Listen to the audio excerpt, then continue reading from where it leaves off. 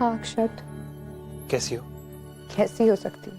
कल तक सब कुछ एक सपने जैसा था और अचानक आज वही सपना एक बुरे सपने में बदल गया है। मेरी भी समझ में नहीं आ रहा है कि मैं क्या करूं।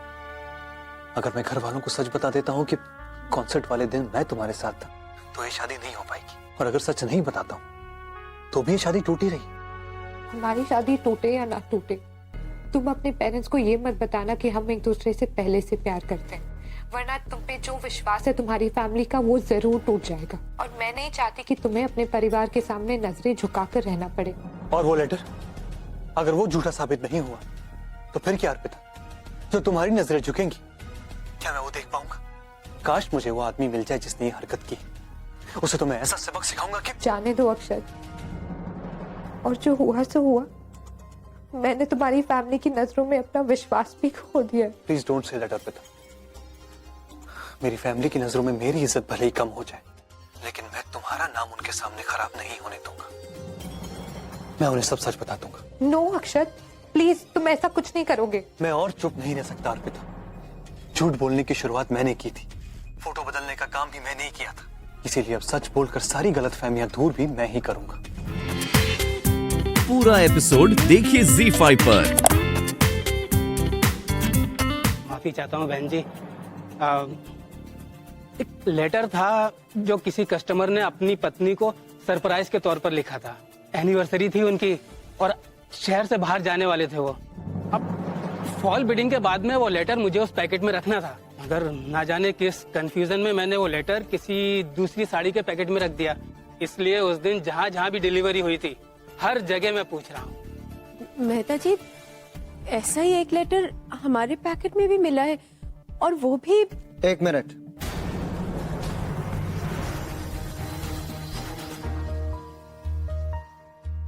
क्या था उस लेटर में? जी अब क्या बताऊं, दरअसल वो एक लव लेटर था। हार्ट शेप का कागज था और मुझे ज्यादा तो कुछ याद नहीं है, लेकिन हाँ उन्होंने अपनी पत्नी के लिए लिखा था। क्या नाम था? तो नाम, हाँ ए से आता है नाम। क्या नाम था? अंकिता, आरती, आशा, अर्पिता, हाँ अर्पिता था।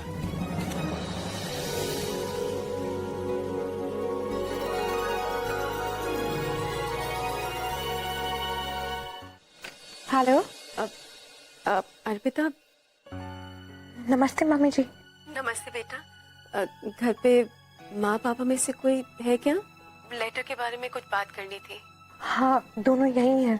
सुनो, उनसे माफी मांगने से पहले मैं बेटा तुमसे माफी मांगना चाहती हूँ। वो जो गलतफहमी थी ना लेटर वाली, वो भी दूर हो गई है। हमें पता चल गया कि वो लेटर तुम्हारे लिए नहीं बल्कि किसी और के लिए था, और उस इंसान का तुम्हारी जिंदगी से कुछ लेना देना नहीं है। हमें माफ कर दो। मम्मी जी आप क्यों माफी मांग रही हैं? जिसने गलती की हो, जिसने दूसरे को ठेस पहुंचाई हो, उसे तो माफी मांगनी ही चाहिए ना।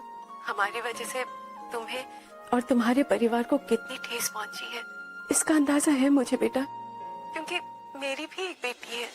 लेकिन अर्पिता, अब मैं तुमसे वादा करती हूँ, मैं तुम्हारे और अक्षत के रिश्ते में कोई रुकावट नहीं आने दूंगी, क्योंकि अब मेरी एक नहीं दो बेटियां हैं। बेटा फोन मुझे दे। हेलो पापा, सब कुछ ठीक हो गया। वो लेटर किसने लिखा था सब पता चल गया। ऐसा कैसे हो सकता है? वो लव लेटर मैंने खुद अपने हाथों से अर्पिता के बैग में डाला था, तो फिर मैनेजर ने आकर कैसे कहा कि उसकी गलती से आ गया? अर्पिता की बच्ची बड़ी स्मार्ट निकली, मैनेजर से झूठ बुलवाकर मेरे सारे किए कराए पे पानी फिरवा दिया। भाभी, भाभी अच्छा हुआ आप आ गए। भाभी मुझे तो अभी तक ये समझ में नहीं आ रहा ये ऐसे कैसे वो चिट्ठी यूं। सावरी प्लीज, हम पहले ही 2 बार उस बेचारे पर शक कर चुके हैं, अब और नहीं।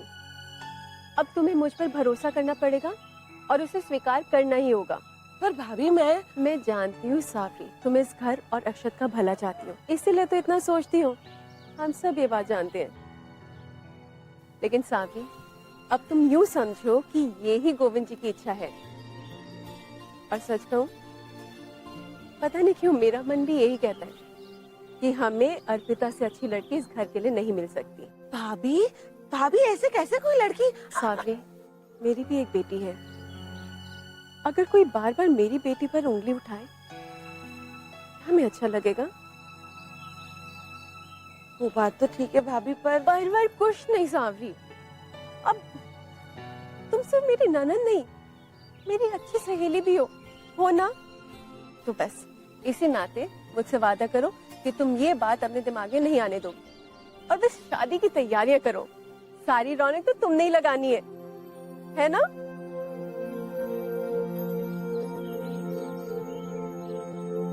बाबूजी, पंडित जी का फोन आया था, उन्होंने शादी की तारीख निकाली है। अच्छा, कब का मुहूर्त निकाला उन्होंने? अगले हफ्ते का। अगले हफ्ते का? लेकिन बेटा वो टीका और सगाई वो बाबूजी 3 दिन में हम कभी भी कर सकते हैं। तो ठीक है, शुभस्य शीघ्रम। अरे अच्छे काम में देरी काहे की? हमारे परिवार की परंपरा के अनुसार अक्षत और अर्पिता के टीके की रस्म हम खाटू जी के मंदिर में जाकर करेंगे और कल ही चलते हैं। बाबूजी कल ही जाना जरूरी है? मेरा मतलब है कि इतने कम समय में सब कुछ। बेटा सब हो जाएगा है? मैं चाहता हूँ अब इस काम में देर ना हो। लेकिन बाबूजी हमें पहले उनको भी तो बताना होगा ना? हाँ तो करो, फोन करो। माँ, वो हाँ अवनी बोल, क्या हुआ? माँ, मुझे लगता है कि अर्पिता भाभी और उनकी फैमिली में सब बहुत परेशान है। तो आपको नहीं लगता कि हमें उन्हें कॉल करने के बजाय पर्सनली मिलना चाहिए? अरे वाह बहू, लगता है कि तुम्हारे गोंद के लड्डू अवनी बिटिया पर असर कर रहे हैं। अब देखा कितनी समझदार होती जा रही है? ठीक है बेटा, हम उनके घर आज ही चलते हैं, सभी चलते हैं। बल्कि बाबूजी आप तो वहाँ जा ही रहे हैं, मुझे लगता है मुझे यहाँ रहकर बाकी बंदोबस्त कर लेने चाहिए। हाँ ये भी ठीक है, तो तुम लोग यहाँ रुको, मैं भावना और अवनी वहां जाएंगे।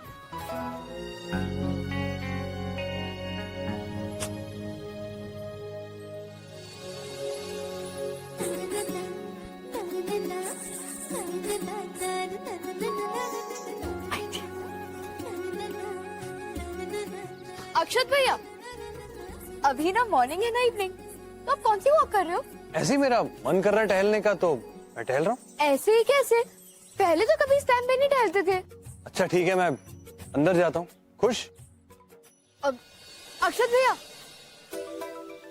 हम लोग ना अर्पिता भाभी के घर जा रहे थे।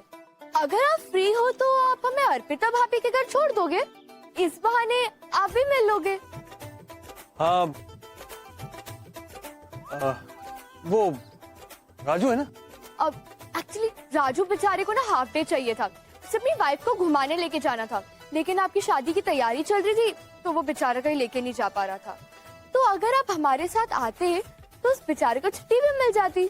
नहीं, मैं क्या करूंगा वहां जाके? मेरा क्या काम है वहाँ? ठीक है भैया, कोई बात नहीं, आपको नहीं जाना तो इट्स ओके, हम राजू को ही ले जाएंगे।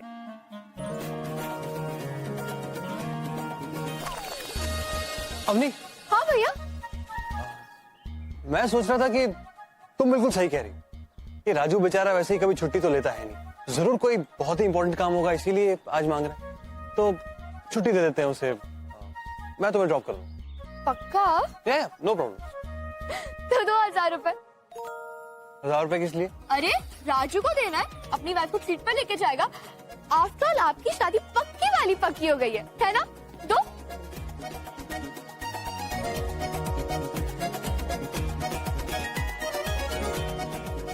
राजू ये लो। पर ये किस लिए दीदी? तुम छुट्टी पे जाओ। पर मुझे छुट्टी नहीं चाहिए दीदी। तभी जाओ, अपनी वाइफ को कहीं घुमाने ले जाओ। अक्षत भैया की शादी पक्की होने की खुशी में आप भी एंजॉय करो, जाओ। थैंक यू दीदी।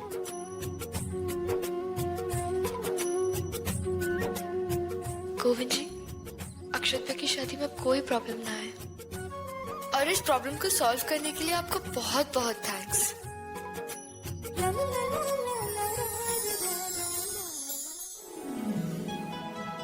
नमस्ते बाबूजी, आप लोग आइए ना, आइए अंदर आइए। मैं अभी बुलाती हूँ उनको। अर्पिता, नमस्कार। आप लोग बड़े प्रेजेंट सरप्राइज। आप लोग खड़े क्यों हैं? प्लीज आप आइए, बैठिए। दरअसल हम आपसे कुछ जरूरी बात कर रहे हैं। क्या हुआ बाबूजी, फिर से कोई समस्या आ गई क्या? हाँ बेटा, समस्या तो है। मुश्किल यह है कि मेरी समझ में नहीं आ रहा कि मैं किस मुंह से आपसे माफी मांगूं। मैं हाथ जोड़कर, सर झुकाकर तुम्हारे सामने खड़ा हूं। प्लीज बाबूजी, मुझे इस तरह से शर्मिंदा मत कीजिए। आप तो मेरे पिता समान हैं। तो जो कुछ भी हुआ उसमें किसी की कोई गलती नहीं है, किसी के भी सम्मान को ठेस नहीं पहुंची। आपने कोई फैसला न करके हमसे बात करना जरूरी समझा। मैं आपकी जगह होता तो शायद इतना बड़प्पन नहीं दिखा पाता। अंत भला तो सब भला। कॉलेज में आपको बहुत सारे अवार्ड्स मिले ना पेंटिंग्स के लिए। आपको पता है मैं भी पेंटिंग करती हूँ, पर आपके सामने मैं कुछ भी नहीं हूँ।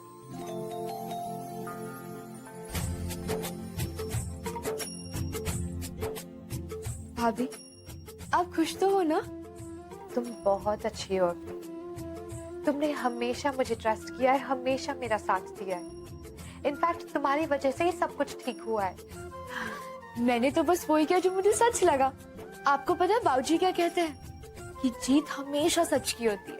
और मेरे लिए सबसे बड़ा सच ये है कि मैं बहुत लकी हूँ कि मेरी शादी एक ऐसे घर में होने जा रही है जहाँ सब लोग इतने अच्छे हैं, खास करके मेरी सासू माँ और मेरी प्यारी सी ननद। अरे आप तो सबसे इम्पोर्टेंट इंसान को भूल ही गई, अक्षत भैया। अरे अक्षत भैया 100 साल जिएंगे आप। भाभी अभी आप ही के बारे में बात कर रही थी। वो कह रही थी कि वो बहुत लकी है कि उन्हें आप जैसा हस्बैंड मिलने वाला है। अरे आप उधर क्यों खड़े हो, इधर आओ ना। अब आप भाभी को देखिए, अब आई मीन भाभी की पेंटिंग्स देखिए। अब मैं पानी पी कर आती हूँ, मुझे बहुत प्यास लग रही है।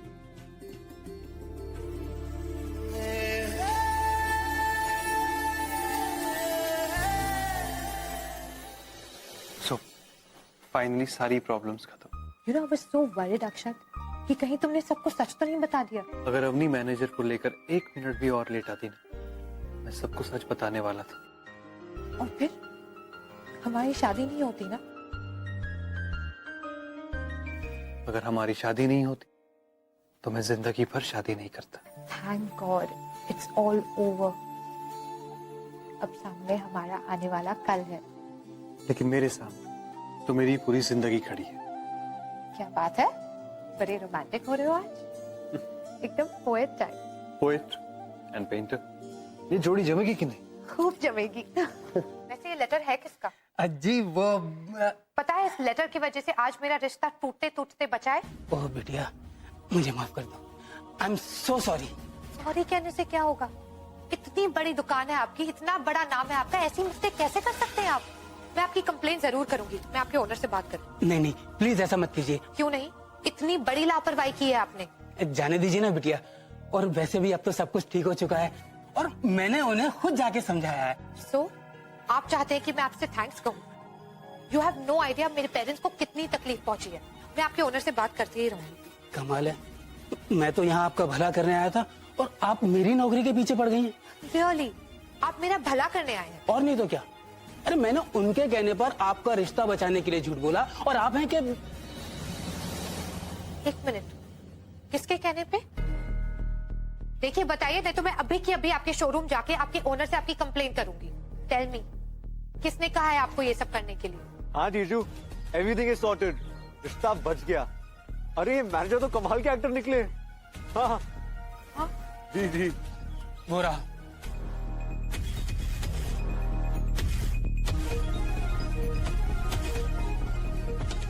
उसी ने ये सब कुछ किया है ताकि आपका रिश्ता ना टूटे। अरे उसे तो ये भी नहीं मालूम कि ये लेटर किसने भेजा था। मेरे पास आकर रिक्वेस्ट करने लगा कि मैनेजर साहब किसी की जिंदगी का सवाल है, और मैं उसकी बातों में आ गया और आप मुझ पर भड़क रही हैं। अच्छाई का तो जमाना ही नहीं है। ठीक है, अब आप जानो और वो मैं अपनी शॉप चला। नमस्ते। ओके जीजू, I talk to you later. हाँ, bye. Hey hi, what's up? ये सब तुमने किया? क्या? तुम जानते हो मैं क्या बोल रही हूँ. क्यों किया मेरे लिए ये सब? Why? I am so sorry. मुझे आपके मामले में इंटरफेयर नहीं करना चाहिए था, लेकिन मैं खुद को रोक ही नहीं पाया. वैसे देखा जाए तो गलती आपकी है. आपने मुझे अपना दोस्त बनाया था, और मैं अपने दोस्तों और उनके पेरेंट्स की परेशानी नहीं देख सकता. इससे जब मुझे मालूम हुआ कि किसी स्टूपिड लड़के की वजह से आपका रिश्ता टूटने वाला है, तो मुझसे देखा नहीं गया, इसलिए मैंने ये झूठ बोला. I am so sorry, but trust me, ये बात कभी ऐसे निकलेगी नहीं. पापा, कौन सी गाड़ी में कौन जाएगा? आज कोई गाड़ी में नहीं जाएगा. तो फिर हम कैसे जाएंगे? ऐसे. वाह, बस! हम बस में जाएंगे? स्कूल टाइम के बाद बस में जाऊंगी. कितना मजा आएगा ना? बुआ सा, बाबूजी ये इतनी बड़ी बस किसकी खड़ी है? जिसकी भी है बोलो ना हटाने के लिए. हमारे घर के बाहर क्यों पार्क करिए? ये बस हमारी है. हमारी? क्यों? आपने क्या ट्रांसपोर्ट का बिजनेस भी स्टार्ट किया है? अरे पूरी बात सुनना कब सीखेगी तू? ये बस हमने किराए से लिए और हम सब लोग इस बस में जा रहे हैं. क्या मतलब सब एक साथ? हाँ. अरे वाह! अरे पूरे परिवार का आनंद तो उसी में है ना, साथ में जाने में. अरे अग्रवाल साहब भी आ गए. नमस्कार. नमस्कार. बिल्कुल सही समय पर आए हैं आप. कैसे अग्रवाल साहब? आइए. अरे बेटा वो एक गाड़ी. हाँ भाजी, एक गाड़ी साथ साथ चलेगी हमारे, और शगुन का सामान भी उसमें है. जी, खींचो बेटा, जी, जी. खींचो. जो बुआ, चले माऊ जी, टाइम से निकले तो. टाइम से पहुंचेंगे.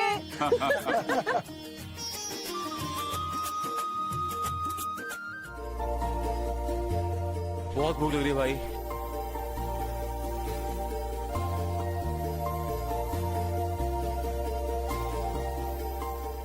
क्या हुआ भाई, तू ये सब खुद ही खा जाएगा? आप भी खा लो. मुझे नहीं खाना, लेकिन अवनी और बाकी सब लोगों को भी तो पूछ. हो सकता है कि बाकी सब लोगों को भूख लगी हो. बाकी सब लोग? हाँ, तो इन बाकी सब लोगों को मैं भाभी बुला सकता हूँ. आभास, अच्छा माँ, ओके. यार आप भी खा लो, ये लो. अक्षत, यहाँ आओ. मिस्टर अग्रवाल बहुत अच्छा बिजनेस आइडिया दे रहे हैं. तुम भी आओ, सुनो. जी डैड. ओह गॉड, ये पापा को बिजनेस डिस्कशन अभी करना था.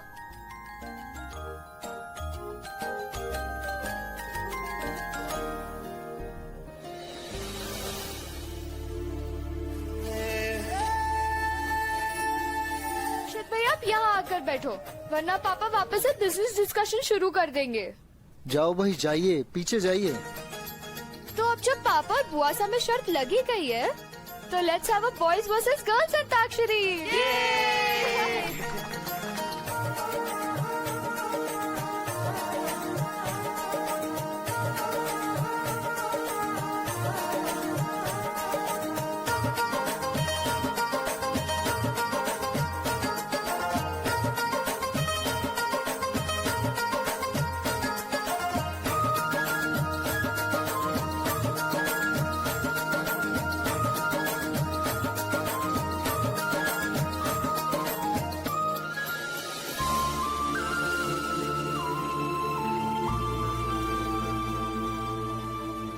चलो, साथ बैठ नहीं सके, लेकिन अक्षत भैया और अर्पिता भाभी साथ साथ तो है.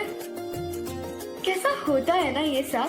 कल तक अजनबी थे, आज सबके बीच होते हुए भी एक दूसरे को ही देख रहे हैं.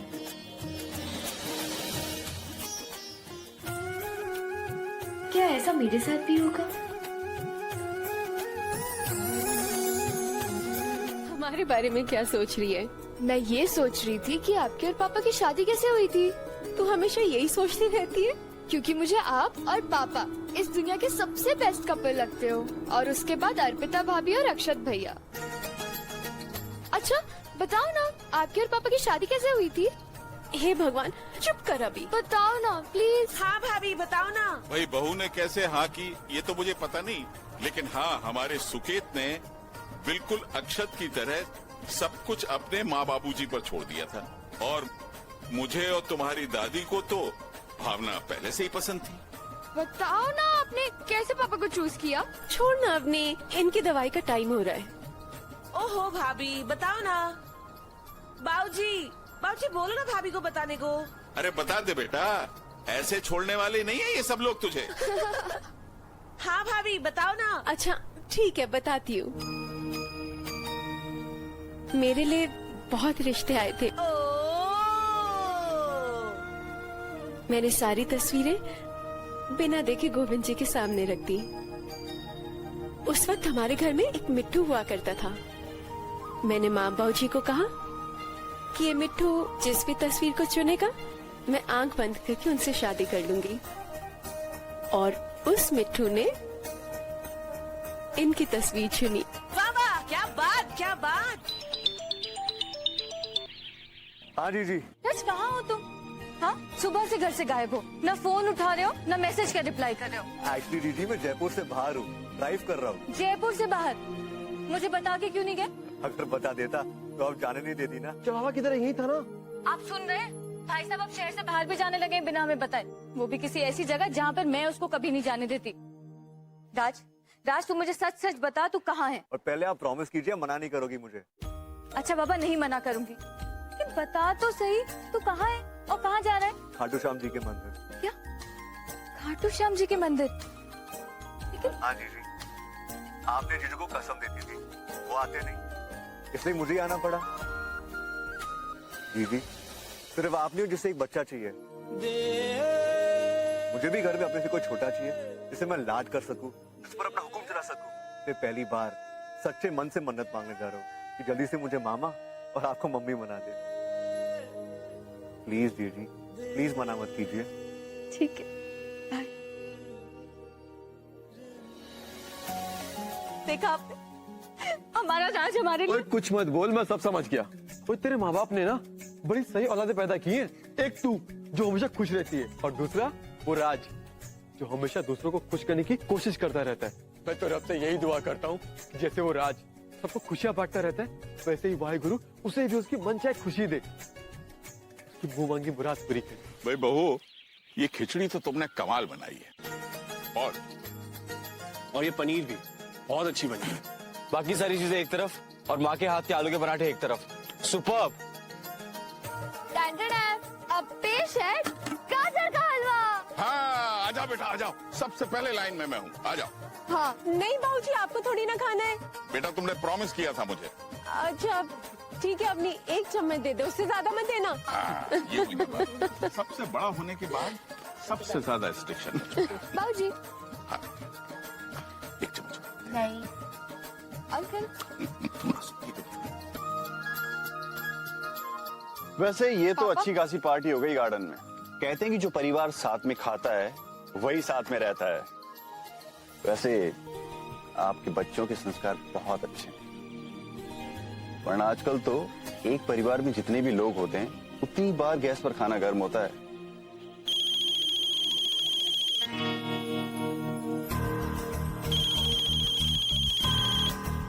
हाँ पुष्कर बोल। और हाँ तो रैली निकाली थी ना, कौन सा सेक्शन 144 लग गया था। इनकी हिम्मत कैसे हुई मेरे पार्टी के वर्कर्स को अरेस्ट करने की। अब देखना तू क्या करता हूं मैं। अरे मोर्चे निकालेंगे, धरने देंगे, पर छोड़ेंगे नहीं इन करप्ट लोगों को हम। चोर कहीं के, ब्लडी रास्कल्स।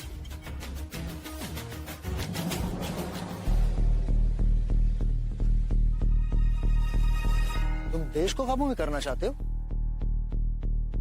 पहले अपनी जुबान को तो काबू में कर लो। तुम यहाँ किसी रैली के लिए नहीं आए हो, अपनी फैमिली के साथ आए हो। अर्पिता की फैमिली भी साथ में। डैड में उनको सिर्फ अपने गाजर का हलवा लिया?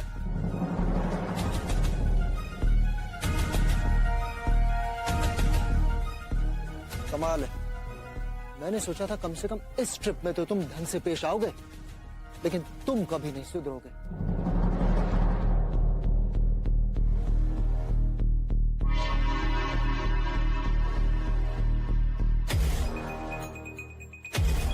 आवाज भाई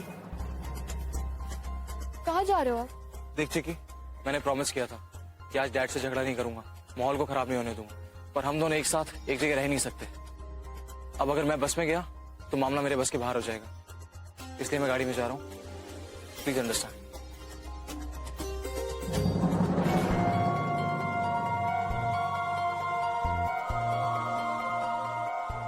माँ, आभास भाई कार में अकेले जा रहे हैं, तुम उनके साथ चली जाओ।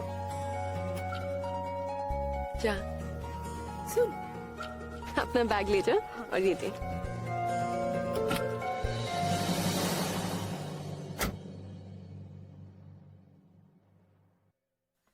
अरे चिकी, तू यहाँ क्या कर रही है? अपने भाई के साथ जा रही हूँ। Any problem? चिकी, मुझे रैली का मैटर सॉल्व करना है, पूरे टाइम फोन पे बिजी रहूंगा मैं, बेकार में बोर हो जाएगी। तू घर वालों के साथ जा। चलो राजू। अरे भाई, ये आवाज भाई भी ना बड़े जिद्दी है। गाड़ी निकल गई साहब जी, हम भी चले? अब नहीं कहाँ है? वो आभास के साथ गई है। चलो ड्राइवर।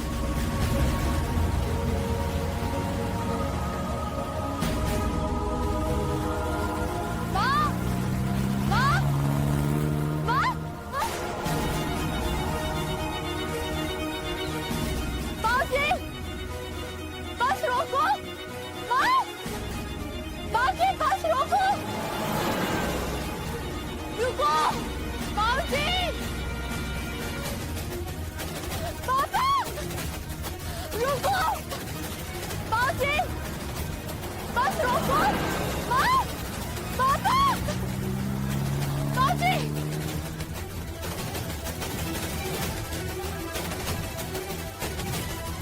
मैं कॉल करती हूँ।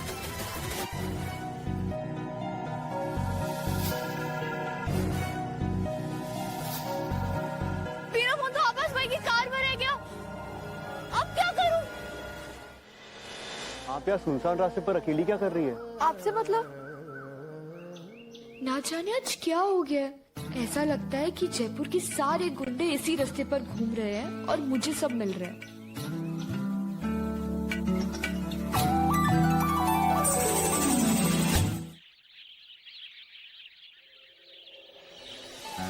मुझे पता था तुझे भूख लगेगी, और गाड़ी में भी कुछ नहीं रखा ना खाने के लिए।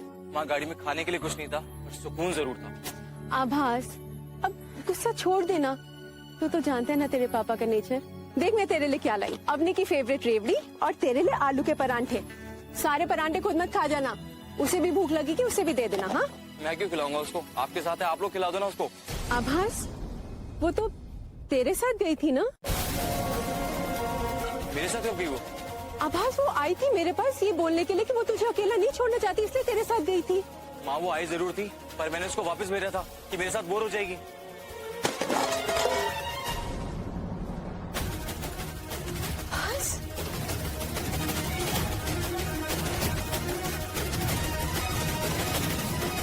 क्या?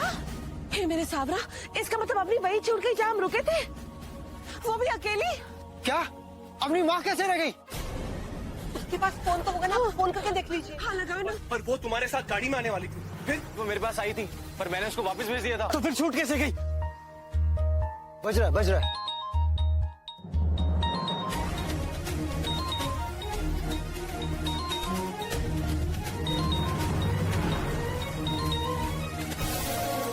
डैड, अवनी का फोन मेरी गाड़ी में रह गया है।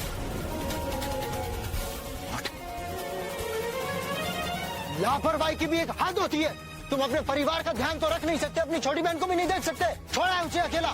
तुमसे मुझे किसी बात की उम्मीद नहीं। डैड, आप मुझे बाद में डांट लेना, इस वक्त जरूरी है अवनी का मिलना, और मैं उसे ढूंढने जा रहा हूँ। पूरा एपिसोड देखिए ZEE5 पर।